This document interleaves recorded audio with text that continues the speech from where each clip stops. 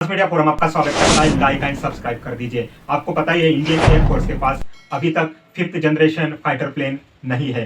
तो एआईएफ ने, Indian air force ने ऐसा एक प्लान बनाया है जिसकी कॉस्टिंग एस्टीमेट की गई है 63,000 करोड़ रुपीस। इस 63,000 करोड़ रुपीस में इंडियन एयरफोर्स जो है उसके जो बैकबोन माना जाता है ऑपरेशन का, सुकोई Su-30 MKI, इस फाइटर प्लेन को वो अपग्रेड करेगी। इसमें नए नए सॉफ्टवेयर इंस्टॉल करेगी और इसको नए नए वेपन से ये अपग्रेडेशन करने के बाद ये जो फाइटर प्लेन है जिसको 4th जनरेशन का माना जाता है, ये लगभग 5th जनरेशन के आसपास आ जाएगा। खाली इसमें स्लेट जो एक टेक्निक होती है जो कि रडार पर, जो फाइटर प्लेन जब भी स्काई में उड़ता है तो रडार पर दिखता नहीं, या रडार पर उसके सिग्नेचर कम मिलते हैं, जिसकी वजह से स्लेट टेक्नोलॉजी से लेस फाइटर प्लेन को लोकेट करना, ट्रेस करना बहुत ही मुश्किल चला जाता है। ये फैसिलिटी छोड़कर इंडियन एयरफोर्स जो ये 63,000 रुपीज करोड़ का जो इंडियन एयरफोर्स ने नोट ड्राफ्ट बनाया है, और ये जो नोट ड्राफ्ट है इंडियन एआईएफ जो है वो डीआरडीओ की मदद से इसको अपग्रेड करने वाली है, सुकोई 30 MKI को। इसको cabinet committee on security CCS है, जिसको प्रधानमंत्री चेयर करते हैं, प्रधानमंत्री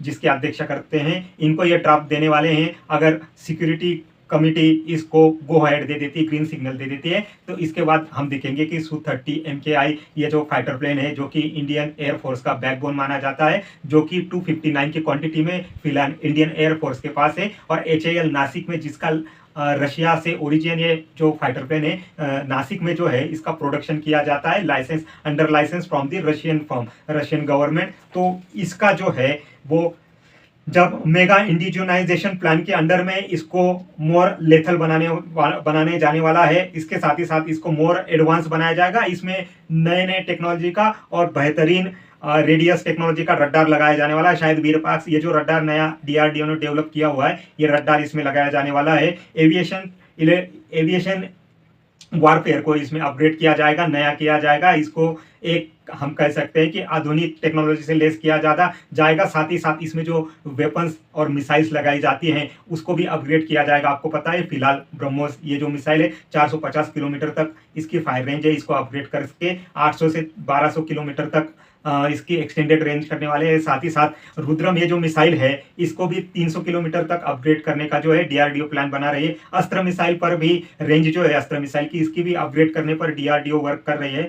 साथ ही साथ इस जो सुकोई 30 MKI को अपग्रेडेशन का प्लान है, इसको विदाउट फाइटर पायलट भी चलाया जा सकता है, और इसको ड्रोन जो नया युद्ध में वॉरफेयर आया है, ड्रोन टेक्नोलॉजी, इसको फाइटर प्लेन से ड्रोन को भी ऑपरेट किया जा सकता है। इसका जो डिस्प्ले है, इसका जो ब्लैक बॉक्स है, इसको इस टाइप से अपडेट किया जाएगा, अपग्रेड किया जाएगा इसके सॉफ्टवेयर को कि ये यूजरलेस भी चल सके। टोटल 84 जो सुकोई 30 MKI एयरक्राफ्ट है इनको इस पैकेज में शामिल किया गया है। ये 7 से लेकर 15 सालों के अंदर ये जो 84 एयरक्राफ्ट है इनको अपग्रेड किया जाएगा, और आने वाले 30 सालों तक, मतलब 2054 तक हम लोग सुकोई 30 MKI ये जो एयरक्राफ्ट है इसको इंडियन एयरफोर्स स्मूथली ऑपरेशन कर पाएगी, क्योंकि आपको पता ही है 5th जनरेशन एयरक्राफ्ट जो है इंडिया के पास फिलहाल नहीं। इससे पहले इंडिया ने रफाल ये जो फाइटर जेट है 4.5+ एयरक्राफ्ट फ्रांस से खरीदे हुए हैं, जो कि आसाम में और अंबाला में स्टेशन किए गए हैं, क्योंकि वहां से हम लोग, अंबाला से हम लोग पाकिस्तान और चाइना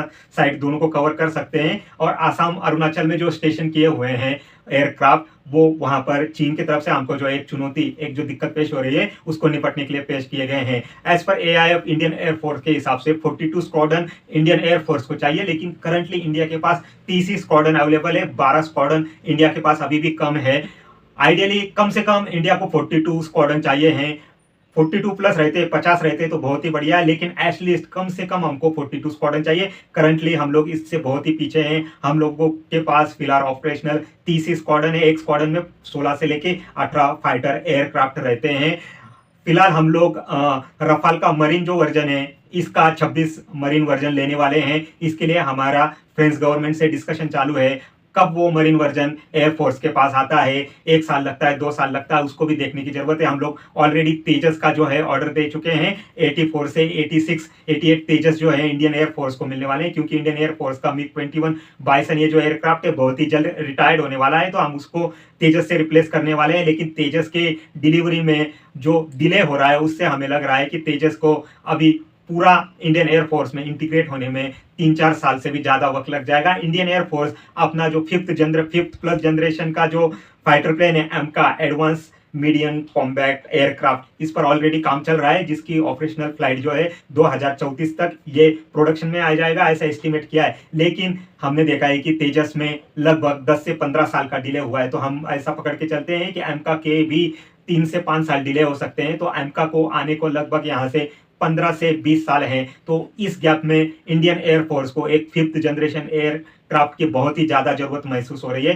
क्योंकि इंडिया को फिलहाल जो चैलेंजेस पाकिस्तान से ही नहीं, चाइना जैसे माइटी फोर्स है, क्योंकि चाइना के पास ऑलरेडी फिफ्थ जनरेशन J-10 और J-20 माइटी ड्रैगन ये जो फाइटर प्लेन है ये ऑपरेशनल हो चुके हैं। चाइना ने सिक्स्थ जनरेशन एयरक्राफ्ट पर भी अपना काम चालू कर दिया, उसकी डेडलाइन भी डिक्लेयर कर दी हुई है, और अभी भी हम अपने फिफ्थ जनरेशन एयरक्राफ्ट को कागज पर ही ड्रॉ कर रहे हैं। अभी भी हमने उसका एक प्रोटोटाइप भी तैयार नहीं किया है। जब प्रोटोटाइप तैयार कर लिया जाएगा और इंडियन एयरफोर्स को ये दिया जाएगा, तभी इंडियन एयरफोर्स उसको ट्रायल करेगी। उसके बाद उसके सुझाव, उसकी जो सजेशन है वो डीआरडीओ को दिया जाएगा, और डीआरडीओ HAL के साथ मिलकर ये जो एमका एयरक्राफ्ट बना रहे उसमें मॉडिफिकेशन करके AIF के सजेशन और रिक्वायरमेंट के हिसाब से एमका को तैयार करके देने वाली है। तो इंडिया के लिए ये जो जर्नी है 12-15 साल की, ये बहुत ही डिफिकल्ट जाने वाली है, क्योंकि हम अभी भी 12 स्क्वाड्रन जो है उससे बिहाइंड पीछे चल रहे हैं, और इंडिया को कम से कम चाइना को एक कमजोर पड़ोसी के तौर पर नहीं लेना चाहिए। इंडिया से 3 गुना हर क्षेत्र में चाइना आगे है,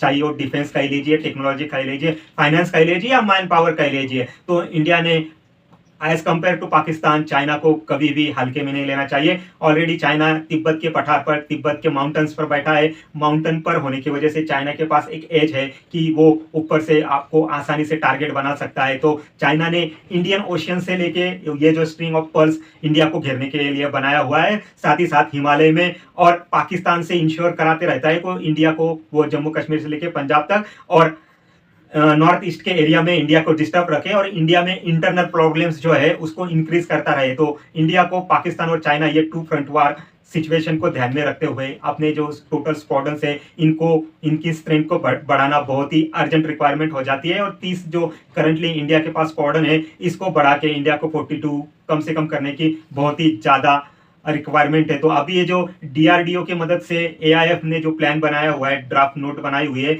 जब ये CCS के पास जाएगी, जिसको प्रधानमंत्री चेयर करते हैं, वो अगर इसको ग्रीन सिग्नल दे देते हैं तो आने वाले 5 से 15 सालों में 84 ये जो Su-30 MKI एयरक्राफ्ट है, जो डुअल इंजन है, डबल इंजन है, इनमें मॉडिफिकेशन होना चालू हो जाएगा, इनके सॉफ्टवेयर और इनके एवियनिक्स और रडार वगैरह, मिसाइल्स वगैरह चेंज किया जाएगा, और इनको लगभग फिफ्थ जनरेशन एयरक्राफ्ट के बराबरी में लाके रख दिया जाएगा। तो हमारी तरफ से हम इंडियन एयरफोर्स को ये जो इनिशिएटिव लिया गया है DRDO की भी तरफ से, इसको अप्रिशिएट करते हैं। आप मेरा channel transmedia forum like subscribe कीजिए।